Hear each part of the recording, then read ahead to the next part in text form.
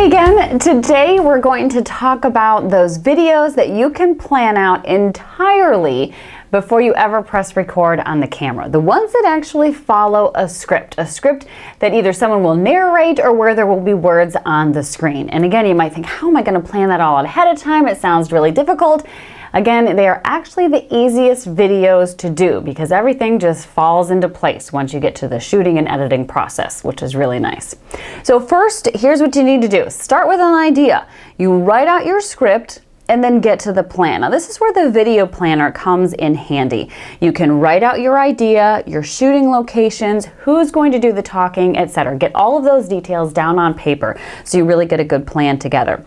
Then you can start visualizing the shots by thinking about what you want to see over the words that you're actually going to hear. For example, if you're going to say once upon a time, what is that shot that you want to see over those words? Once you know that, you can plan out exactly what that shot will be. Over the summer, I put together a commercial for the Otsego Main Street program. They wanted to do a parody of a very popular commercial, so they put a script together, figured out who was going to do the acting and all the locations where we were going to shoot. So once I had the script in hand and knew the participants and kind of exactly the plan that they wanted, I just went line by line and figured out a few things. First, how long would each line actually take to say? Would it be just a couple seconds? Would it be 5 seconds?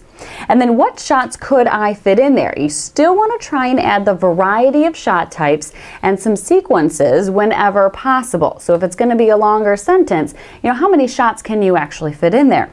And finally, how can you transition easily from one clip to the next? You want to make sure that things still look good when you're going from shot to shot in the editing process. And again, this is where letting things go in and out of frame can really come in handy.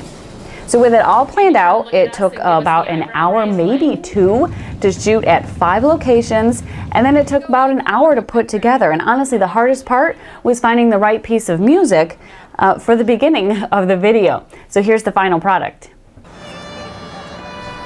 When the community doesn't get involved in making their downtown better, business owners get depressed. When business owners get depressed, they leave their store unattended to go eat ice cream. When they leave their store unattended to get ice cream, little old grannies shoplift. And when little old grannies shoplift, they go to jail. And when they go to jail, they get prison tats. And when they get prison tats, they join biker gangs. Don't let Granny join a gang. Get involved in your community. Call Otsego Main Street today.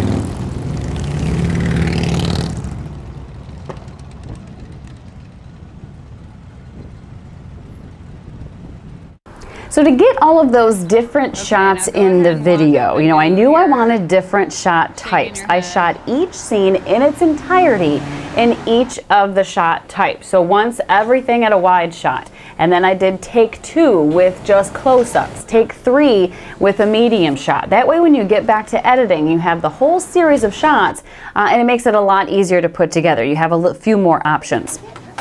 Now, in a very different setting, I put together a video for kindergarten registration. While no words were actually spoken, there was a script for it that was followed. So I figured out exactly what I wanted to happen with each of those lines of the script. So when I got to the classroom, I got the kids I needed, told them what to do, and then probably did 1, 2, maybe 3 takes, depending on how it turned out. So here's the final product of that one.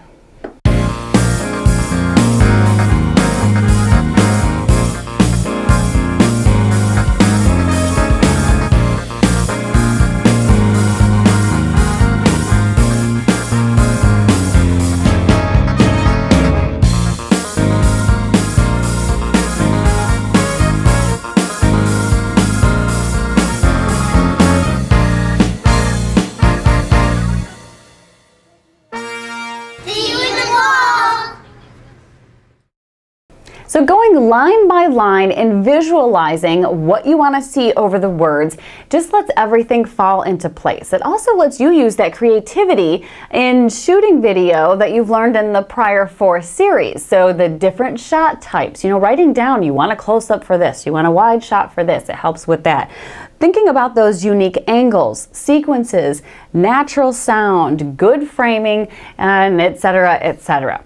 So I hope you've enjoyed this video series. As always, if you have any questions at all, don't hesitate to ask. Just send me an email. Thanks so much, and we'll see you soon.